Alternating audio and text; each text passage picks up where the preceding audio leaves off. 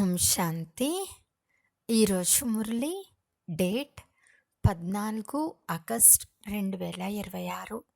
బాబా చెప్తున్నారు, మధురమైన పిల్లలు, ఆత్మనైనా నేనెంత శుద్ధంగా అయ్యాను అని స్వయాన్ని ప్రతిరోజు ప్రశ్నించుకోండి. ఎంతెంత శుద్ధంగా అవుతారో అంత సంతోషం ఉంటుంది, సేవ చేయాలని ఉత్సాహం కలుగుతుంది. ప్రశ్న: వజ్ర సమానంగా శ్రేష్టంగా అయ్యేందుకు పురుషార్థం ఏది?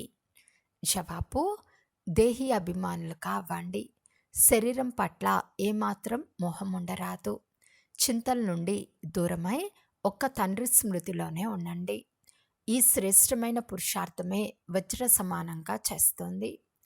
ఒకవేళ దేహాభిమానం ఉంది అంటే ఇంకా పరిపక్వం కాలేదని, తండ్రి నుండి దూరంగా ఉన్నారని అర్థం చేసుకోండి. మీరు ఈ శరీరాన్ని కూడా సంభాలన చేసుకోవాలి. ఎందుకంటే ఈ శరీరంలో ఉంటూ కర్మాతీత స్థితిని పొందాలి. పాట: నీ ముఖాన్ని దర్పణంలో చూసుకో ఓ ప్రాణి. ఓం శాంతి. పిల్లలకు తండ్రి ఇలా అర్థం చేయిస్తున్నారు. యోగ బలం ద్వారా ఎవరైతే పాపాలను సమాప్తం చేసుకుంటూ ఉంటారో వారికి సంతోషమనే పాదరస మట్టం పైకి ఎక్కి ఉంటుంది. పిల్లలు తమ స్థితిని గురించి తామే తెలుసుకోగలరు. స్థితి బాగున్నప్పుడు సర్వీస్ చేయాలనే ఉత్సాహం చాలా బాగుంటుంది. ఎంతెంత స్వయం శుద్ధమవుతూ ఉంటారో అంత ఇతరులను కూడా శుద్ధంగా లేక యోగిగా తయారు చేయాలనే ఉత్సాహం కలుగుతుంది. ఎందుకంటే మీరు రాజయోగులు లేక రాజ ఋషులు. హఠయోగ ఋషులు తత్వాన్ని అంటే పరంధామాన్ని భగవంతుడని భావిస్తారు. రాజయోగ ఋషులు భగవంతుణ్ణి తండ్రిగా అంగీకరిస్తారు. బ్రహ్మతత్వాన్ని స్మృతి చేయటం ద్వారా వారి పాపాలు నాశనం అవ్వవు. బ్రహ్మతత్వంతో యోగం జోడించుట ద్వారా ఏ విధమైన శక్తి లభించదు. ఏ ఇతర ధర్మం వారికి యోగం గురించి తెలియదు. అందువలన ఎవరూ సత్యమైన యోగిగా అయ్యి తిరిగి వెళ్ళలేరు. ప్రస్తుతం పిల్లలైన మీ స్థితిని గురించి మీరు స్వయంగా తెలుసుకోగలరు. ఆత్మ ఎంతెంత తండ్రిని స్మృతి చేస్తుందో అంతగా ఆత్మకు సంతోషం కలుగుతుంది. స్వయాన్ని పరిశీలించుకోవాలి. పిల్లలు కూడా ఒకరి స్థితిని గురించి మరొకరు గ్రహించగలరు. మాకు శారీర భావం లేదు కదా అని స్వయాన్ని చూసుకోవాలి. దేహాభిమానం ఉంది అంటే మేమింకా పరిపక్వం అవ్వలేదని, బాబా నుండి చాలా దూరంగా ఉన్నామని భావించండి. పిల్లలు, మీరిప్పుడు వజ్ర సమానంగా అవ్వాలని తండ్రి ఆజ్ఞాపిస్తున్నారు. తండ్రి దేహి అభిమానులుగా తయారు చేస్తారు. తండ్రికి దేహాభిమానం ఉండదు. పిల్లలకు దేహాభిమానం ఉంటుంది. తండ్రి స్మృతి ద్వారా మీరు దేహి అభిమానులుగా అవుతారు. మేమెంత సమయం స్మృతిలో ఉంటున్నాము అని మిమ్మల్ని మీరు పరిశీలించుకుంటూ ఉండండి. ఎంతెంత స్మృతి చేస్తారో అంత సంతోష పాదరసం పైకెక్కుతుంది. అంతేకాకుండా మీరు స్వయాన్ని యోగులుగా చేసుకుంటారు. కర్మాతీత అవస్థను పొందారని ఏ పిల్లల పట్ల భావించరాదు. ఇంకా పరుగు పందెం నడుస్తూ ఉంది. రేస్ పూర్తయినప్పుడే అంతిమ ఫలితం వెలువడుతుంది. అప్పుడు వినాశనం కూడా ప్రారంభమవుతుంది. అప్పటి వరకు రిహార్సల్ నడుస్తూనే ఉంటుంది. కర్మాతీత స్థితిని చేరుకునేంత వరకు మనం ఎవ్వరిని చెడుగా భావించరాదు. అంతిమంలోనే అందరి గురించి తెలుస్తుంది. ప్రస్తుతం ఇంకా కొంత సమయం మిగిలి ఉంది. ఈ దాదా కూడా అంటారు, మధురమైన పిల్లలు, ఇంకా కొంత సమయం మిగిలి ఉంది. ఈ సమయంలో ఒకరు కూడా కర్మాతీత స్థితిని పొందలేదు. రోగాలు మొదలైనవి వచ్చాయి అంటే దాన్ని కర్మభోగమని అంటారు. కర్మభోగాన్ని అనుభవించేటప్పుడు అది ఇతరులకు తెలియదు. అది లోపలే పీడిస్తుంది. ఇప్పుడు ఒక్కరికి కూడా ఏకరస స్థితి తయారవ్వలేదు. ఎంతెంత ప్రయత్నం చేస్తూ ఉంటారో అంత వికల్పాలు, తుఫాన్లు చాలా వస్తాయి. కనుక పిల్లలకెంతో సంతోషం ఉండాలి. విశ్వానికి అధికారులు కావటం ఏమైనా చిన్న విషయమా? మనుషులు షౌకారులుగా ఉండి గొప్ప గొప్ప మేడలు ఉన్నాయి అంటే చాలా సుఖం ఉంటుందని వారెంతో సంతోషంగా ఉంటారు. ప్రస్తుతం మీరు కూడా తండ్రి నుండి లెక్కలేనంత సుఖాన్ని తీసుకుంటున్నారు. తండ్రి నుండి మనం రాజ్యం పొందుతామని మీకు తెలుసు. ఎంతగా ధనం వలన సంతోషం కలుగుతుందో, శాంతిగా ఉండటం వలన అంతటి సంతోషం కలగదు. సన్యాసులు ఇల్లు వ్యవహారాలను త్రుజించి వెళ్ళి అడవుల్లో ఉండేవారు. చేతితో ధనాన్ని ఎప్పుడూ ముట్టుకునేవారు కాదు. కేవలం ఆహారం తీసుకునేవారు. కానీ ప్రస్తుతం వారెంతో ధనవంతులుగా అయ్యారు. అందరికీ ధనం గురించి ఎంతో చింత ఉంది. రాజులకు ప్రజల గురించి చింత ఉంటుంది. అందుకే యుద్ధ సామాగ్రిని ఉంచుకుంటారు. సత్యుగంలో యుద్ధాలు మొదలైనవి విషయాలేవి ఉండవు. ప్రస్తుతం పిల్లలైన మీకు మేము మా రాజ్యంలోకి వెళ్తాము అని సంతోషం కలుగుతుంది. అక్కడ ఏ విషయం గురించి కూడా భయం ఉండదు. ట్యాక్స్ మొదలైన వాటి మాటే లేదు. శారీరక చింత ఇక్కడే ఉంటుంది. చింతల నుండి నిశ్చింతలుగా చేసే స్వామి సద్గురువు అని మహిమ చేస్తారు. చింత నుండి ముక్తులయ్యేందుకు ఎంతో పురుషార్థం చేస్తున్నామని మీకు తెలుసు. తర్వాత 21 జన్మల వరకు ఏ చింత ఉండదు. తండ్రిని స్మృతి చేయటం ద్వారా మీరు చాలా స్థిరంగా ఉంటారు. మిమ్మల్ని గురించే రామాయణ కథ తయారైంది. మీరే మహావీరులుగా అవుతారు. రావణుడు మమ్మల్ని కదిలించలేడని ఆత్మ చెప్తుంది. ఆ స్థితిని అంతిమంలో పొందుతారు. ఇప్పుడు ఎవరైనా కదులుతారు. చింత ఉంటుంది. విశ్వంలో యుద్ధం ప్రారంభమైనప్పుడు సమయం వచ్చేసిందని భావించండి. ఎంతెంత తండ్రిని స్మృతి చేసే పురుషార్థం చేస్తూ ఉంటారో అంత లాభం కలుగుతుంది. పురుషార్థం చేసే సమయం ఇదే. తర్వాత వినాశపు అలచడి ఉంటుంది. ఇప్పుడు శరీరం పట్ల మోహం కూడా ఉంటుంది కదా. స్వయంగా బాబాయే చెప్తున్నారు, శరీరాన్ని కూడా సంభాలన చేసుకోండి. ఇది అంతిమ శరీరం. ఇందులోనే పురుషార్థం చేసి కర్మాతీత అవస్థను పొందాలి. జీవించి ఉంటారు. తండ్రిని స్మృతి చేస్తారు. పిల్లలు ఆయుష్మాన్ భవ అని తండ్రి అంటారు. ఎంత ఎక్కువ సమయం జీవించి ఉంటారో అంత తండ్రిని స్మృతి చేసి ఉన్నతమైన వారసత్వాన్ని తీసుకుంటారు. ప్రస్తుతం మీకు సంపాదన జరుగుతూ ఉంటుంది. శరీరాన్ని నిరోగిగా ఆరోగ్యంగా ఉంచుకోండి. పొరపాట్లు చేయకండి. ఆహార పానీయాలను సంభాలన చేసుకుంటే నష్టమేమీ జరగదు. ఏకరసంగా ఉండుట వలన శరీరం కూడా ఆరోగ్యంగా ఉంటుంది. ఈ శరీరం అమూల్యమైనది. ఈ తనువు ద్వారానే పురుషార్థం చేసి దేవీ దేవతలుగా అవుతున్నారు అంటే బలిహారం అంతా ఈ సమయానిదే. ఎంతెంత తండ్రిని వారసత్వాన్ని స్మృతి చేస్తూ ఉంటారో అంత నారాయణీ నశ ఎక్కుతుందని సంతోషంగా ఉండాలి కదా. తండ్రి స్మృతి ద్వారానే మీరు సర్వోన్నత పదవిని పొందుతారు. మీరెంతటి ఖుషి నశాలో ఉంటారో స్వయాన్ని పరిశీలించుకోవాలి. పేదవారికి ఇంకా ఎక్కువ సంతోషం ఉండాలి. ధనవంతులకు ధనం గురించి చింత ఉంటుంది. మీలో కూడా కుమారీలకు ఏ విధమైన చింత లేదు. ఎవరికైనా బంధుమిత్రులు పేదవారుగా ఉంటే సంభాలన చేయవలసి ఉంటుంది. వారిని మేల్కొల్పుతూ ఉండాలి. మేల్కొల్పలేదంటే ఇక ఎక్కడి వరకు సహయోగం ఇస్తూ ఉంటారు. బాబా చెప్తారు కదా, మీరు స్వయంగా సర్వీస్ యోగులుగా ఉండండి. లేక తమ స్త్రీని ఆత్మిక సేవ కొరకు పంపించండి. మీరు బాబాకు సహయోగులు. అందరికీ సహయోగం కావాలి కదా. ఒంటరిగా తండ్రి మాత్రం ఏం చేయగలరు? ఎంతమందికి మంత్రాన్ని ఇస్తారు? నేను మీకు ఇస్తాను, మీరు మళ్ళీ ఇతరులకు ఇవ్వాలి అంటూ కడుతూ ఉండాలి. ఎంత వీలైతే అంత సహయోగులుగా ఉండండి అని బాబా పిల్లలకు చెప్తూ ఉంటారు. అందరికీ మంత్రాన్ని ఇస్తూ ఉండండి. అందరికీ సందేశం ఇచ్చినట్లు శాస్త్రాల్లో కూడా రాయబడి ఉంది. వారసత్వాన్ని పొందాలి అనుకుంటే తండ్రిని స్మృతి చేస్తూ ఉండండి. దేహదారులను స్మృతి చేయకండి. స్వయాన్ని ఆత్మగా భావించి స్మృతి చేస్తే మీ వికర్మలు వినాశనమవుతాయి. వారసత్వం లభిస్తుంది. భగవద్గీతను అందరూ వింటారు, వినిపిస్తారు. అందులో సుప్రసిద్ధమైన పదం మన్మనాభవ. తండ్రిని స్మృతి చేస్తే ముక్తిని పొందుతారు. సన్యాసులు కూడా దీనిని ఇష్టపడతారు. మధ్యాచి భవ అనగా జీవన్ముక్తి. పిల్లలు తండ్రికి చెందిన వారిగా అయితే తండ్రి చెప్తున్నారు, పిల్లలు, మీ ఆత్మ పతితంగా అయింది. పతితులు తిరిగి వెళ్ళలేరు. ఇవి అర్థం చేసుకోవలసిన విషయాలు. భారతవాసులైన మీరు సతోప్రధానంగా ఉండేవారు. ఇప్పుడు తమో ప్రధానంగా అయ్యారు. ఇప్పుడు మళ్ళీ సతోప్రధానంగా అవ్వాలని పురుషార్థం చేస్తే ఉన్నత పదవి లభిస్తుందని తండ్రి అంటున్నారు. భక్తి జన్మ జన్మాంతరాలుగా చేస్తూనే వచ్చారు. మొట్టమొదట అవ్యభిచారి భక్తి ఉండేది. ఇప్పుడు వ్యభిచారి భక్తి చాలా ఉంది. శరీరాలకు కూడా పూజ జరుగుతుంది. ఇది భూత పూజ. దేవతలు పవిత్రమైన వారు. కానీ ఈ సమయంలో అందరూ తమో ప్రధానంగా ఉన్నారు. కనుక పూజ కూడా తమో ప్రధానమవుతూ వచ్చింది.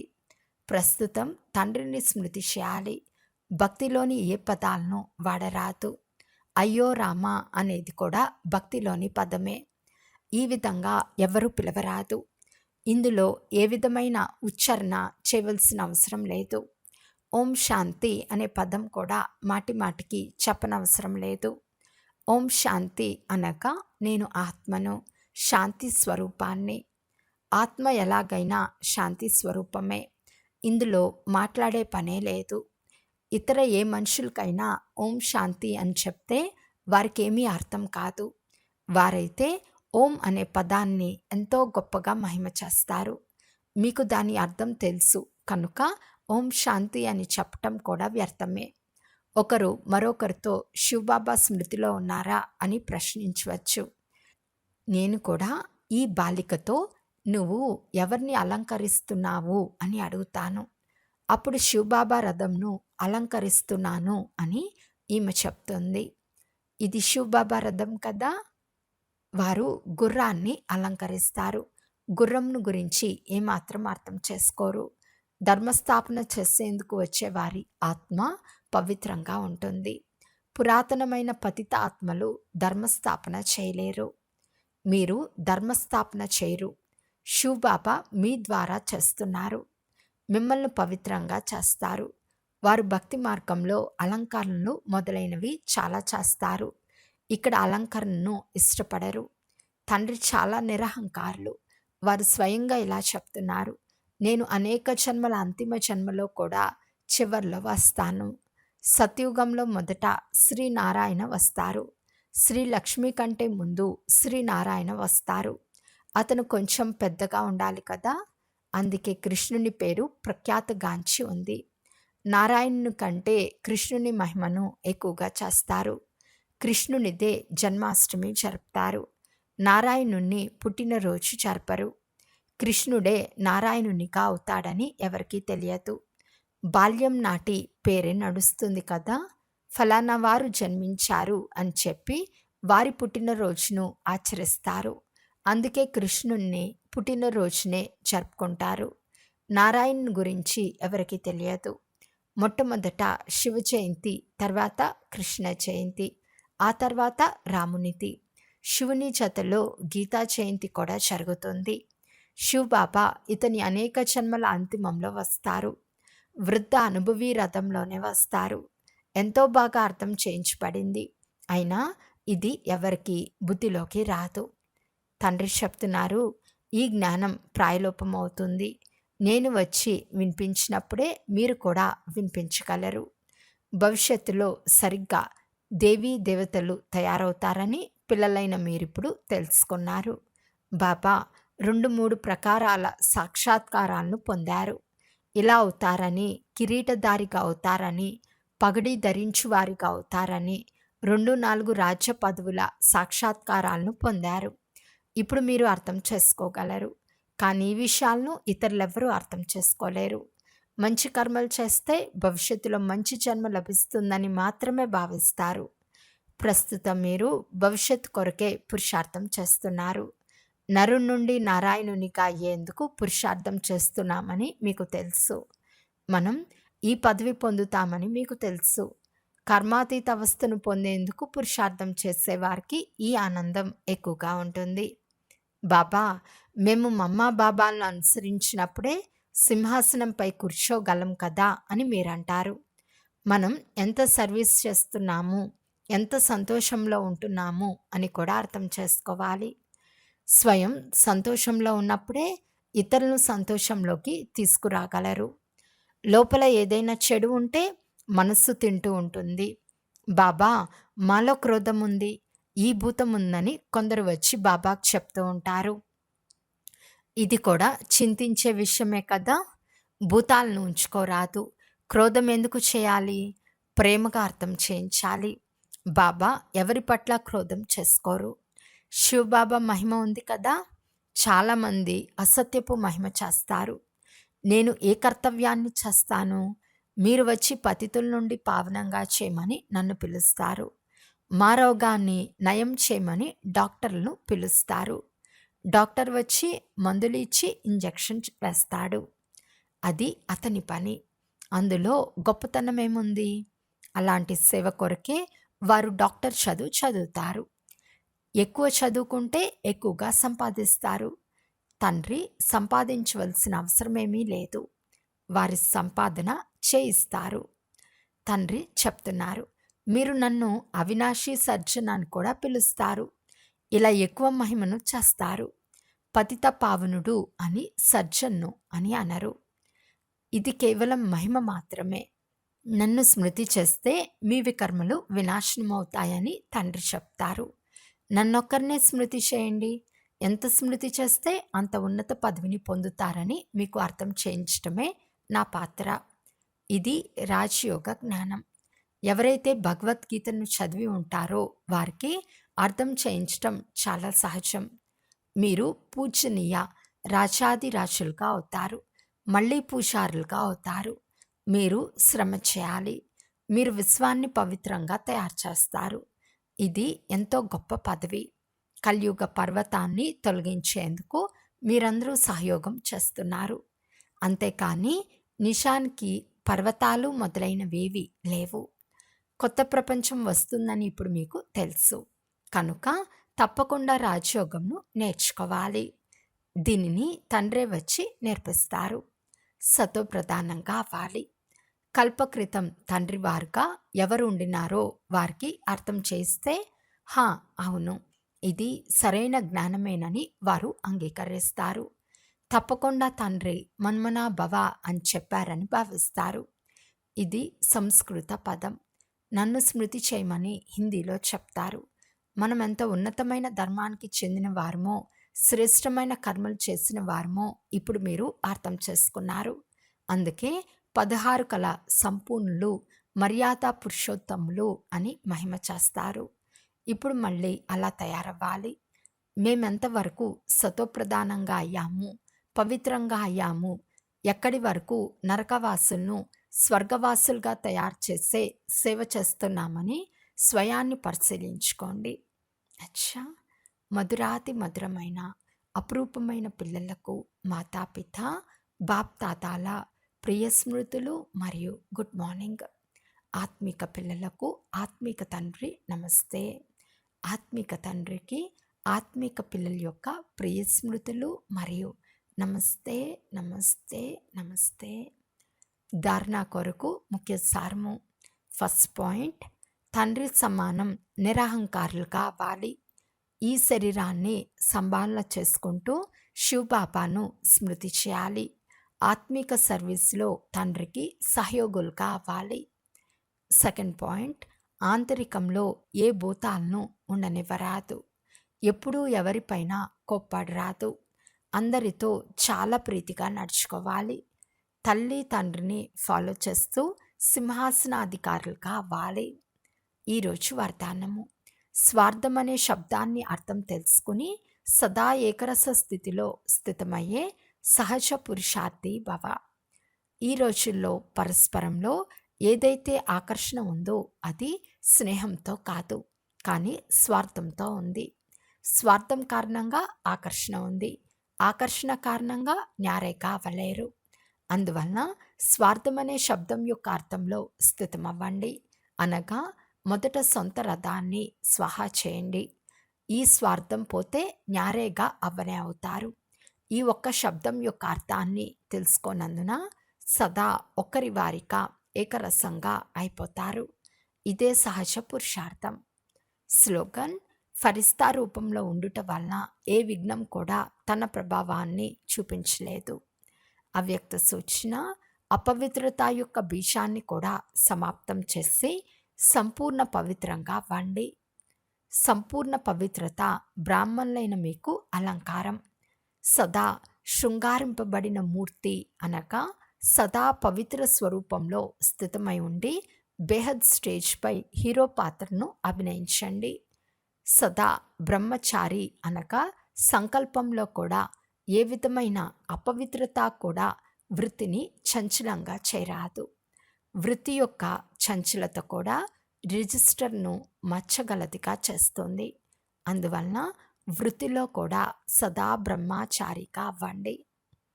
అచ్చా. ఓం శాంతి.